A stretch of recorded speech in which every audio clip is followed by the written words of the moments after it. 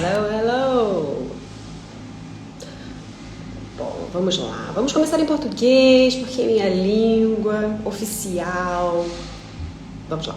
Bom, eu vou fazer essa minha primeira live com a banda Darlingside. E como obviamente eles não falam português, a gente vai seguir todo o papo em inglês. Então tô só dando essa explicaçãozinha breve, só para não ficar uma coisa de chegar falando inglês igual uma maluca, mas tudo bem. Então, olá todo mundo, oi! Primeiro em português. E é isso. Bom, eu vou começar, vou entrar agora no assunto em inglês e vamos lá, né? Vamos chamar o pessoal também. Vamos ver onde eles estão aqui. Let me check.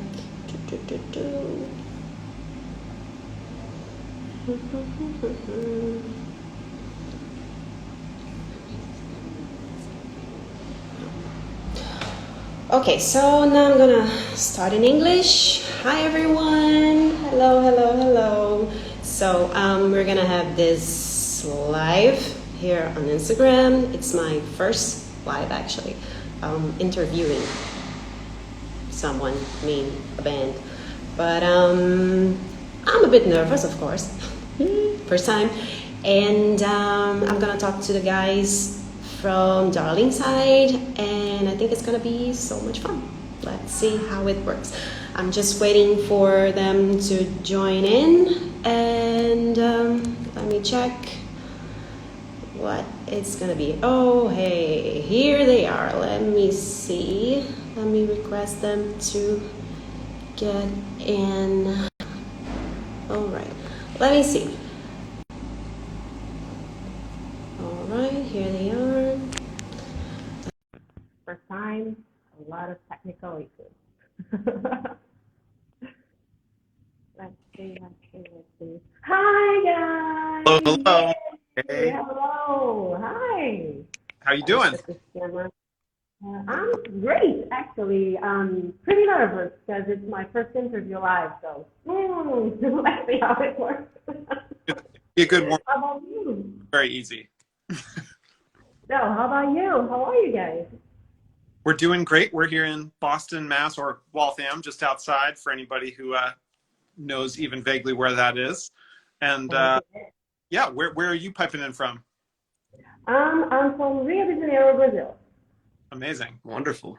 Yes, yes, yes, the marvelous city. As known best. Our So, let's get started. But before I need to fangirl for a while. Something very fast. Okay, let's get back. So, do you hear me? Because I think my earphones are not so good. Is it okay? we can hear you. Yeah. Okay, so perfect. So let's get started. First, thank you so much for this. I can't thank you enough.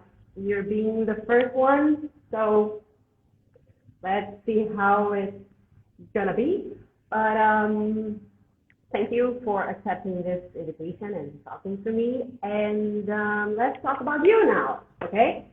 And I think we could start by introducing yourself and individually, I mean, and then talking a little bit about the band.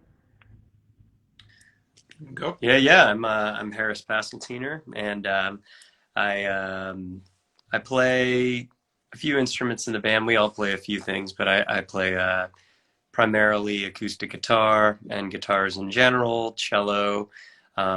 I sing along with all the other guys. Thank you. And I grew up in Chicago, playing music classically, and then met all these guys.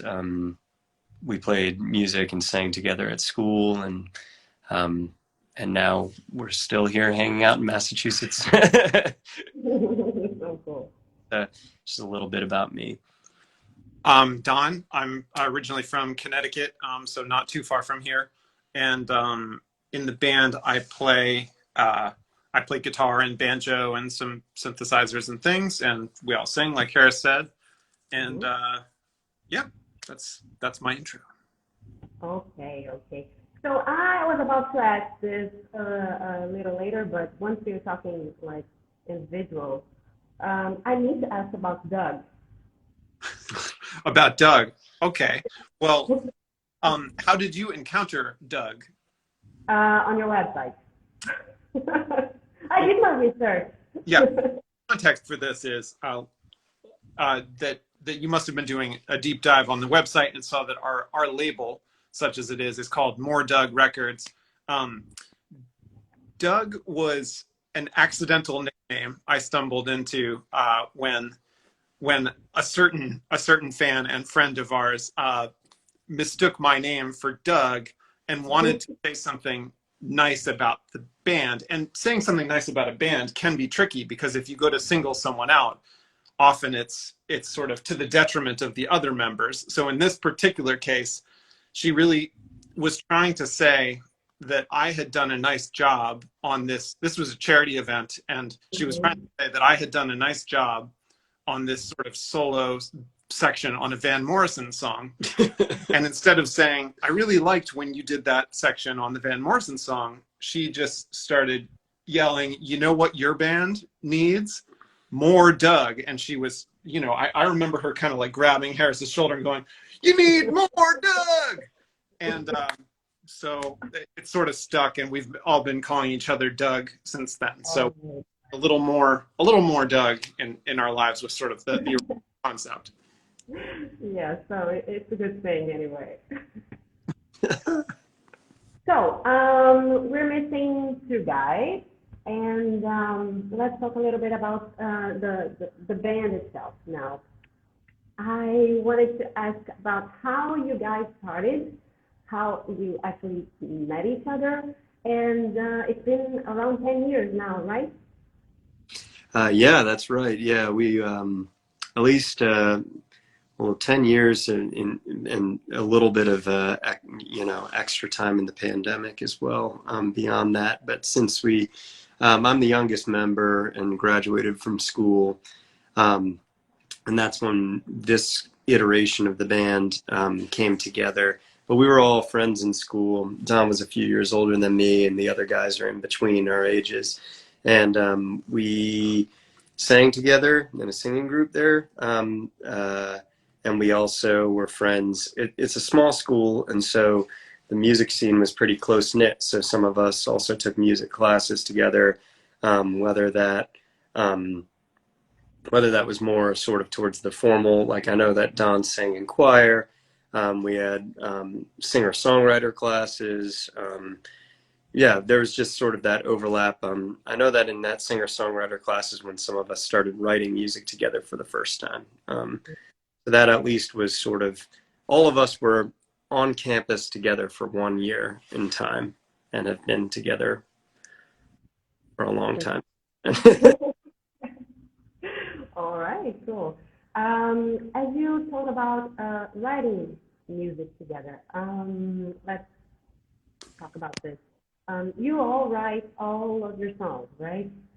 Is there anyone else that usually involved in this? It's just you guys? How does it happen, and how do you get to do it? Like you sit and start writing, or it comes and then you just keep writing and then show to each other? How do you mostly do that? Because the songs are amazing. The lyrics are amazing. I'm not even talking about the harmony because it's perfect for me, but the lyrics are just so good. Oh, well, thank you.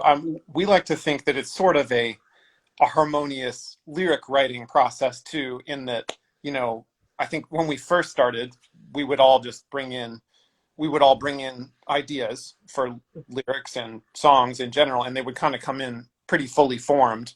And then over the past decade, it just sort of has all blended together, and we kind of bring in scraps of ideas and say, I don't know what to do with this. Harris, what would you do with it? And then he runs with it for a bit, and he might pass it to somebody else. And we've done it in a very organic fashion like that at times. And other times we sit down and we say, we're going to do a writing exercise where, we'll literally have a prompt, and you have to, use all 5 of these words in course of these 2 paragraphs, and it has to be in, a certain Shakespearean meter or whatever, like give ourselves constraints, because sometimes when it's totally open-ended, it's difficult. So we've tried a bit of everything, but we really do try at this point to get all of us involved in every song whenever we can do that, because then it sort of just means that we're all invested in it, and it's sort of part of what makes this project, Darlingside, different from other that we all take part in. So it's hard to pin down exactly what that process is, and it rarely involves anyone besides the 4 of us, but occasionally it has. We have a friend from Williams College where we all met, named Caitlin Canty, who's been a co-writer on a couple songs, and we have, our songwriting teacher was a co-writing credit on one of our older songs. My high school roommate gave me a few lyrics that I turned into one of our early, so we have had the odd person, but it's usually like all 4 of us, and then in addition to that, another person who sort of manages to slip their way in. But that can be a difficult thing to do, because we already have usually too many ideas rather than too few. I can picture that. I'm actually trying to start writing some lyrics, but I get kind of nervous, I gotta say. I don't know why, because I love writing. I do a lot of writing, like stories and tales and stuff. But I was trying to start writing lyrics, specific song lyrics, and I don't know, it's hard. Yeah, it's kind of, It's hard. I often get nervous if I try to think that I have to get the right thing, right away when I sit down, or that it's just going to the whole song's going to pour out. It's usually much messier. I'd say for every 20 or 30 lines written down on the page, there might be one that stays. So tons of material is thrown out in our process in general. We definitely like to sort of dump more ideas on the table and see what really moves us or what moves the other people. So if I write a whole page, say a free write, the idea is not to edit or review the work while I'm writing it. Because if I start thinking, is that a good line? How does it sing? Will that be good? Will other people like it? Then I'm shutting down. I'm starting to get nervous. I can't write anymore. I get the writer's block. Instead, it's just pour it all on the page. Don't think about it. And then give it to a friend. This is the worst thing I've ever read. You should. No. Like maybe line 10 on the page. There's like the 10th line down. It's just, this really speaks to me. I resonate with this. This is, it sounds like you're speaking very candidly here. Or like, it comes from deep within and somehow made it onto the page because it's in the midst of all this other junk, basically. So throw out the pile of all the other stuff, take that one line, and now start writing a new page with it and pour it out. And maybe you get one other good line and throw that page out. And now you got 2 good lines, and kind of build really slowly. I've also been more comfortable over time letting things linger for, sometimes a week or 2 or 3 weeks, and just come back to it in a different mindset and say, I just dumped this on the page last week, 2 weeks ago, a month ago. This line speaks to me now. If you don't have somebody else to bounce it off of, you can bounce it off of a future version of yourself. Yeah, I definitely resonate with the future self approach, because if you're starting out writing, you might not have writing partners. Most people are writing by themselves when they write lyrics. So I think that's an especially helpful tip, is that if you just put something away, purposefully don't look at what you did for a day or two, then when you come back to it, it'll be way easier to get rid of some things that initially you thought were the best parts. You were like really trying to make this one idea work. You'll come back to it and, well, I don't care about that anymore. I no longer am so precious about that. And then other things that at the time you thought were a throwaway, maybe now they grab you in a fresh light. And so I think, be your own best collaborator, I guess, is the advice. Yeah, sure. Like, you leave it to settle down, take a few shots, and then come back. Yeah. Are you trying lyrics without any tune or melody in mind, or are you starting with a tune and then trying to craft words to it? I know those aren't the only options, but for us, it often sort of comes down to like we have a bank of lyrics and we have pages and pages and pages of things that we've done in the past that haven't been used, and then we also have a bank of all these melodies and things that we kind of hum into our phone, and just have the bank of like melodic nuggets. Um, Mm-hmm. and we think of those as somewhat separate batches, although sometimes there can be crossover where you were mumbling something that you thought was nothing, but then when you go back to it, you're like, oh, obviously I was phonetically sort of spelling out this. Mm-hmm. How are you approaching that? As I'm not a musician, I'm just an enthusiastic. I kind of try to. I'm more into stories and tales, to be honest. I'm actually trying to start to write some lyrics, but it's like more the lyric itself. Because I don't know. Sometimes it comes, a few sentences comes with some kind of weird sound in my inside my head, and but as I'm not a musician, I don't play anything, at least for now.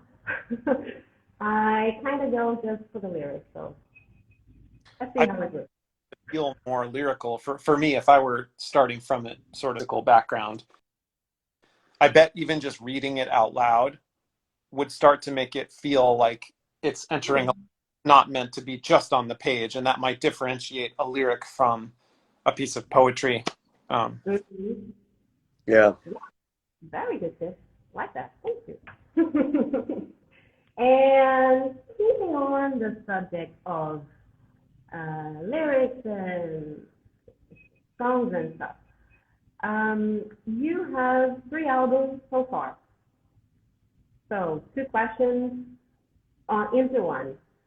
Is there any plans on a fourth album? And um, I've read about the 3 of them. And first one was more like the past, second one more like the present, or if I'm not confusing it. And Fifth on Fifth, the last one, is more like talking about the future or something. Did I miss anything? And how do you balance that into the album? Yeah. well, I think the first and most important thing to keep in mind is that we don't really think about it too much. We kind of Mm-hmm. put things down and then try to make sense of it after the fact, like what was going on. Hmm. Yeah, yeah, certainly. I think that there will be a fourth. We're slow in our process because four guys putting their heads together and getting anything out takes time. Um, and right now we're looking forward to getting back out and playing some real shows in front of people again. Getting out of the sort of the quarantine we've been in for such a long time. Um, but the I think that the yeah, those themes are sort of just what we happen to be stewing on at the time. Like the first record that you mentioned, Birds Say, that was what, 6 years ago. Did we put Birds Say out? And the just at that time we were kind of dabbling in a lot of writing about memories and childhood and looking back at sort of snippets of memories from the past and uh, Oh, yeah. and where we came from in particular. And then when it came time for Extra Life, things were the next album. Things were really changing in the world, and there were you know um, politically, socially, um, also natural disasters and climate change and all sorts of things. There was um, for us just a lot of when we sat down together and put our heads together to write, a lot of the things that were bombarding us emotionally had to do with looking to the future and wondering what would happen. And so in the same way that a lot of our first record had sort of dreams of the past, this one had almost sort of uh, snapshots of what might come. And then I think that we weren't thinking much about those thematic things, but the Fish Pond Fish, this most recent one, had a lot more details of what was happening for us sort of in real time, not as much of like looking back at this memory or looking forward at this thing that might happen in the future, but just saying, I am standing at the sink, I'm looking out the window, here's what I'm experiencing at this moment. So some of it's grounded in just more of the images that were coming up as the four of us were writing were grounded in sort of day-to-day details, and sort of were anchored in sort of present scenes. But now there's not really any, unless there's a fourth dimension. Where do we go? Right. Well, I think, yeah, like a fourth dimension of time. It ended up making sense that Fish Pond Fish, we wrote probably the first 2/3 of it before the pandemic hit. And then when that happened, it made it even more of a claustrophobic time. So a lot of things there started to make sense to us, of kind of like being stuck in a loop, being kind of like inside of a boundary that feels like it's getting smaller all the time, and kind of wondering how much to look outside of that versus to look inside the self. And that kind of, those kind of questions really sort of brought it together and made it make sense. But we didn't set out to write that. We couldn't have known what was going to happen at all. So I think the next one, the only move is just, it can't involve time at all. There can't be any verbs. There can't be any tense and imply a past, present, some kind of a linear narrative. We've even played with circular narratives like the ancestor and kind of, reincarnation and some of those things. So there's really nowhere to go. I mean, I guess we could just, this idea of really, if space-time is sort of a continuum, we could play, like Don's saying, we could play with only space. Like this idea that all of time is frozen, and that the whole record takes place by exploring and probing different spaces within no time movement. It's not even the present. Yeah. It is out of time. Outside, all time is laid out. All time is existing. And you are traveling through the cube of time, exploring only space. So no verbs. That is, yeah. It's like, and so I woke up and walked to the store. It's just like, store. Yeah, if I may say, funny thing is, the one thing I'm trying to write about is exactly about space and time. And actually, it's summing it up. It's like it's about time zones, which is something I'm dealing a lot now during all this COVID stuff, where I've met a lot of people online and started to talking to people from all over the world, and it was like 3 a.m. to me, and I was getting messages from my friends from, I don't know, Sudan or whatever. And I'm starting to think about, Jesus, she's ahead of my time. And she's somewhere else, but at the same time, we're at the same big ball in the air. And I started figuring things out in my head. And I started trying to write something as a poem or as a lyric, more into a lyric, if it's possible, about the space and time stuff. So it's funny. Maybe I can write something. Yeah. You're definitely right in the same zone that we're in. Yeah, just keep following that. Just keep writing on that topic for a week straight, and then pick your favorite 5 lines, and now you have a song. Look at this. See, even in the comments, you can see right now, our friend Bradley Gallimore, he's just writing in, like this is the lyric of the next song. Just something is just coming out here. In the air of something right now. I guess if we remove the verb and just say the air of today, tomorrow's dust. I think we have to take out today and tomorrow. Okay. I mean, those are very linear concepts. The air, dust. Yeah, air, dust. There we go. And it's all about just inflection, man. It's like we're in a new language that's that has tones to it, right? So the way that you say them are going to indicate how you feel about it. Oh God, it's just like air, dust. Yeah. This is so good. Talking about pandemic, Fish on Fish came out basically during pandemic. how was it like for you to release an album during this period of time? How did you get to kind of show people? How is it? You're actually getting new tour dates like for now. So how was this period of time for you guys with a new album in hand?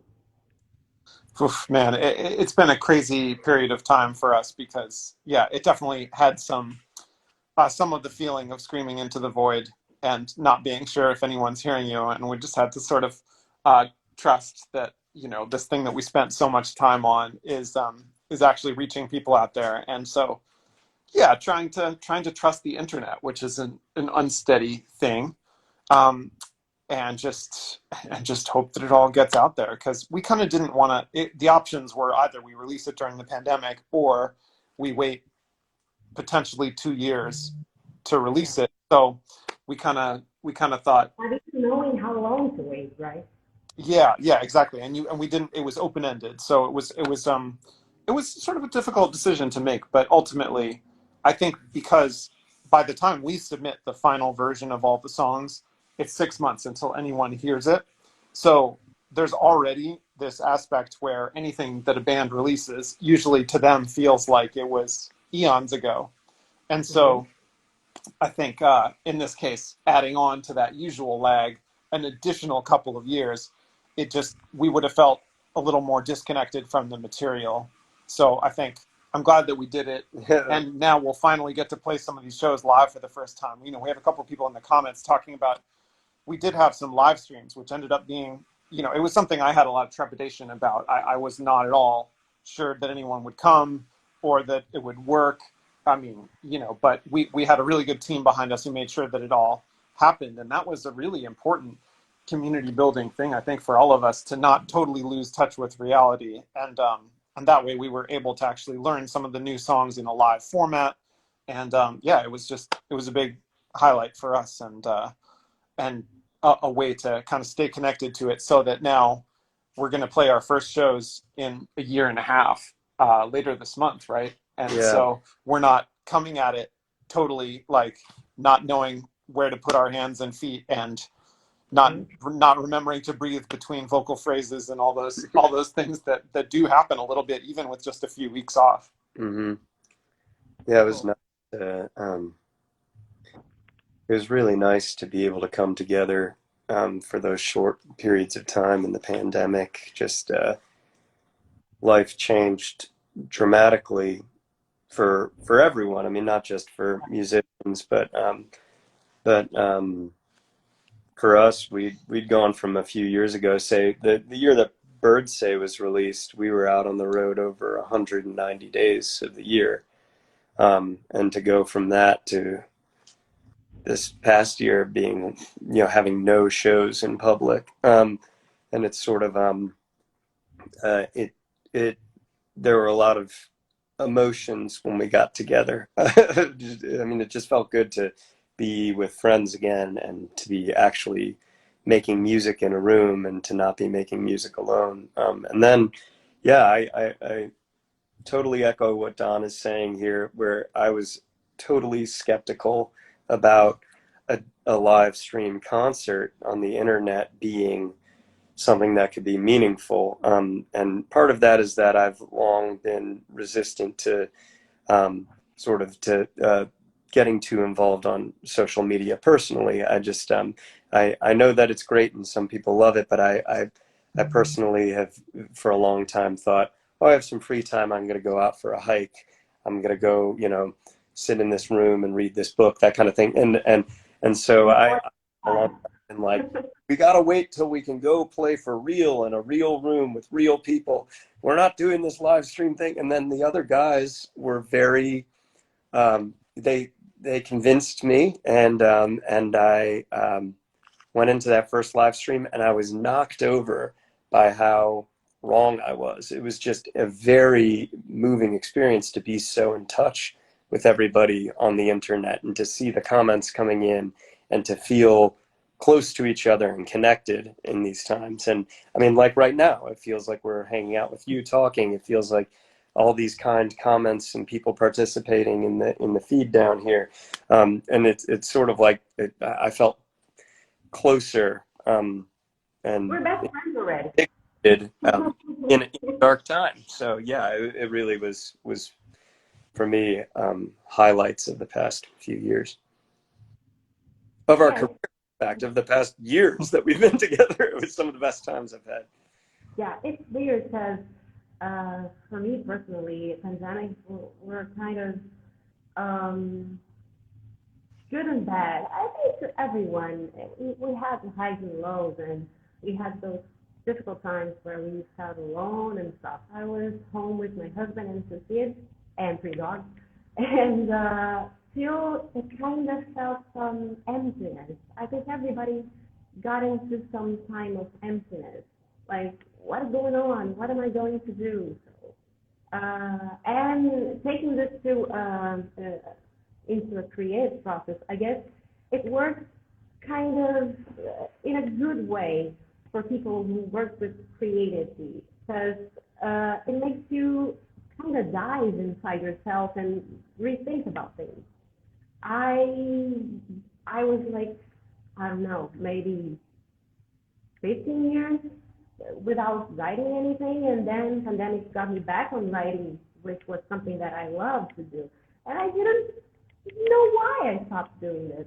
And I think for guys like you, musicians and I don't know, script writers, writers in general, creativity people in general, kind of got to dive into themselves and see what more could we bring into this new kind of life we have. I don't know. I kind of rediscovered some passions of mine. I kind of found some new passions. I found you guys during this period of time, and I Yeah, don't know. It's you really want to, good actually. if you want to share. Have a good time. So. I was just going to suggest that some of our listeners here who might not know very much about you, they might appreciate hearing a little bit about your background and your artistic pursuits if you mind sharing. Okay, so let's change the interviewer here. So to the Darlingside guys audience, I'm Lena. I'm just a regular girl that loves music, that found these guys these past year and a half, more or less. And I kind of started doing my research on music, especially pop folk music. And I kind of started seeing new artists that were trying to spread their music, and I felt like I had to sort of help these people and bring these people to where I'm located. People don't know much about folk music, I guess, here in Rio. So I started kind of sharing things, and that's basically that. Recently, I started a new account. It's Lena's Music Radar, which everyone should follow at Lena's Music Radar. And that's it. Basically, I'm sharing music and from new artists, mostly, and music that I kind of fell in love. So that's it. And you have a photography and visual arts background as well, right? Yeah. Actually, I'm a photographer, but during pandemic, no, because I cannot take any pictures of anybody. But yeah, I'm a photographer. I work with family photography and family events, yeah, also. And I guess that's it. That's me. So back to Darlingside, because Lena reads is so boring. Let's see. Actually, one of my friends asked me about the name Darlingside, and I said I have no idea. So I'm putting this question to you. How about the name? How did you came up with the name? Well, it came from a literary critic, Sir Arthur Quiller Couch, who said writers need to learn to um, murder their darlings or kill their darlings. And so Darlingside, initially the conception was with a C, as in to kill darlings. But that looks like Darlingkide, and so we changed it to an S. And this was back when we were in college. This is like 15 years ago the name came around. Um, and it just has to do with the creative process and um, what we were talking about earlier about maybe if you sit down and write some lyrics and you're obsessing over one line and nitpicking over it and thinking this line has to be perfect, and then maybe you get the exact right words and it's perfect.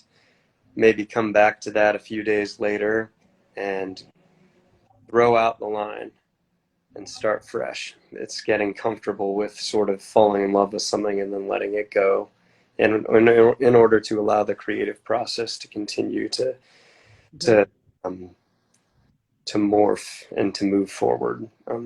Yeah, and for us, I think that has a lot to do with yeah, see, Bethany's on the right track here in the comments. It sounds like Oneaters, Yeah. a reference to that thing, the very fine Tom Hanks film. Um, but yeah, I was going to say for our band, it's particularly important to be willing to let go of your initial conception of what the song should be, because inevitably, when you bring something to a group of four people who are all pretty strong-willed and want to be involved in it, it's going to change a ton. So you can't you can't be too precious and have a darling sort of idea of what it's going to be. Otherwise, you're just going to be breaking your own heart constantly. True. Let me check here. I have a few notes for me not to forget anything. Well, I guess basically I had all the questions. I don't know if anyone there has any questions. Can make it now. But Oh, yeah.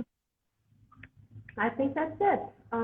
Basically, if you want to talk about your tour dates or something, and of course, maybe leaving a message for your fans.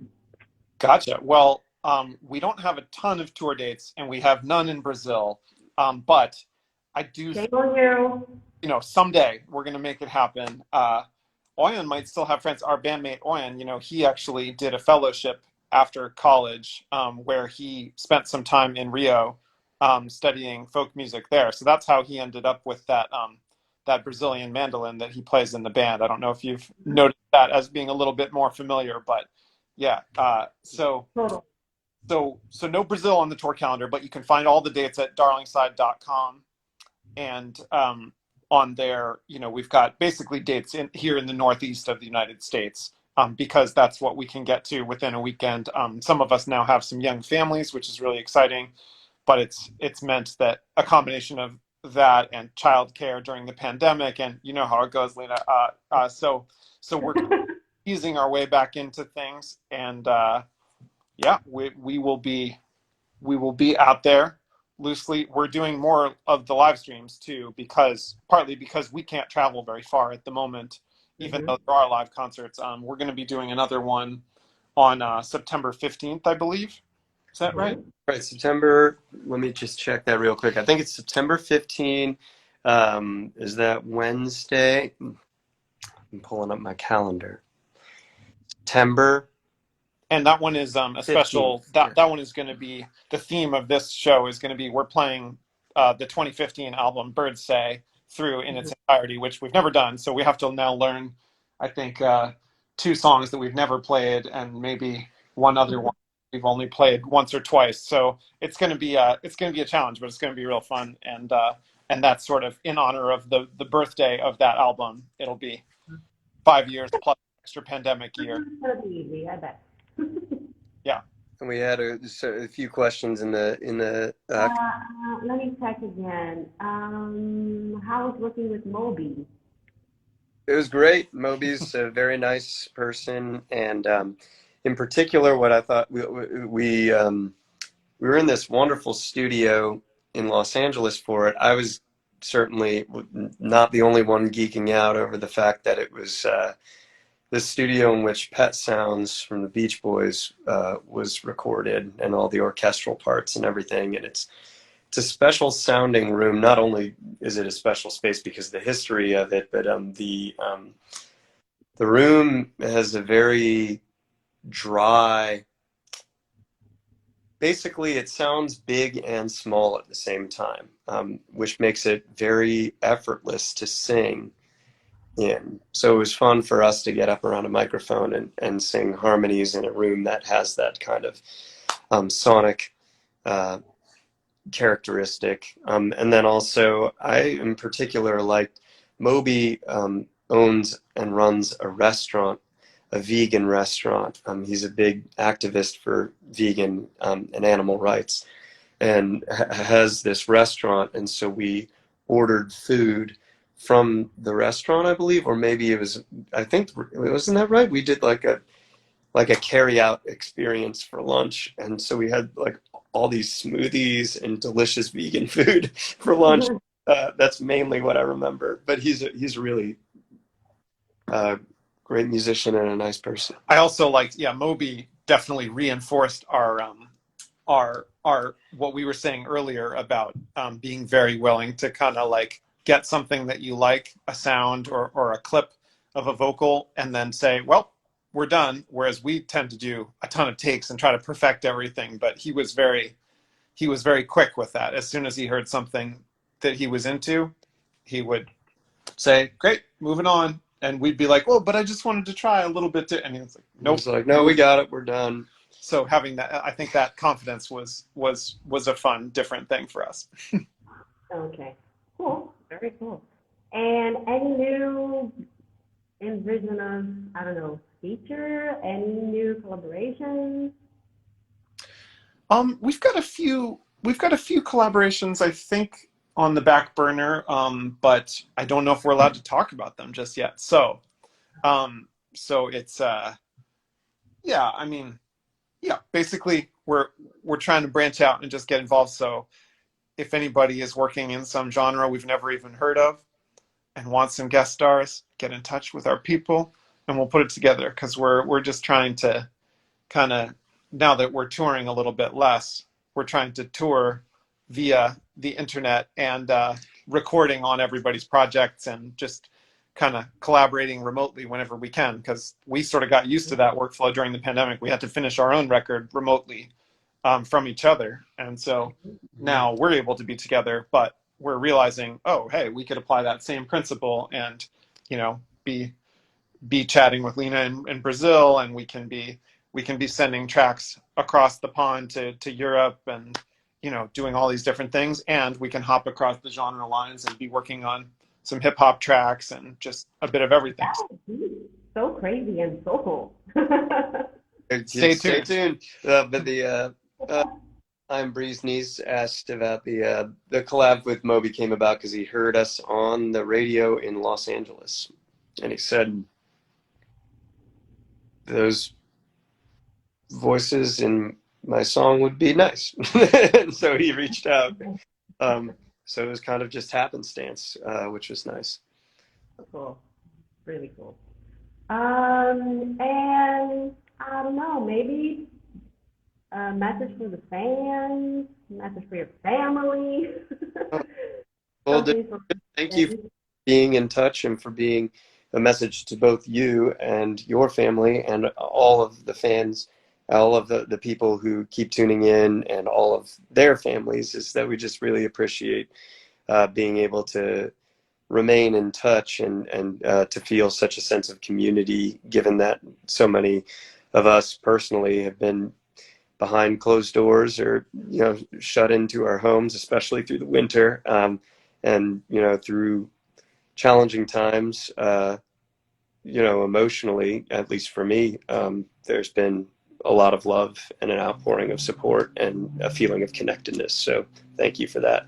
Yeah, I mean, I think my message is just keep creating and keep sharing it around, even when it feels uncomfortable or it doesn't feel like you're ready, or, you know, that you know, just taking the chance and kind of putting things out into the world seems to have really been a great thing for us. And we've recently been sort of opening up, widening the net. We actually, one collaboration we can talk about is we've been doing these distantly social sessions where when the band couldn't be in the same room together, we would just shoot quick videos of ourselves performing our parts for songs that we knew really well. And then eventually we started doing it for songs that we didn't know how to play yet. And one of those we invited our community online to participate in it with us. So we have this, if you check our YouTube, you can find the Keep Coming Home, and it's the Distantly Social Remote Orchestra, which is just a fancy name for a bunch of people sending us amazing tracks and us figuring out little snippets we could use and kind of organize into a whole orchestra. But I'm really proud of how it came out. I'm proud on behalf of everyone who participated in it, and I think that's something that we will be putting out soon on Spotify and everything as well, because it really, it turned out to be much more than what we'd initially intended, and was a really neat thing just to see the synchronicity of everyone blending together. And yeah. It was a real it was a gift to get all of these all these parts played by everybody and people inventing improvisational stuff, and it all came together beautifully. Yeah, that's, I think, just like for me the epitome of that pandemic spirit of people putting things out there. There were people who literally just tapped on a bell a few times and we put it into the song, and there were other people who were better technical musicians than I'll ever be, playing woodwinds and instruments that are so difficult to play, and it ran the gamut. So cool, very nice. You want to share your socials maybe for those who don't follow you yet?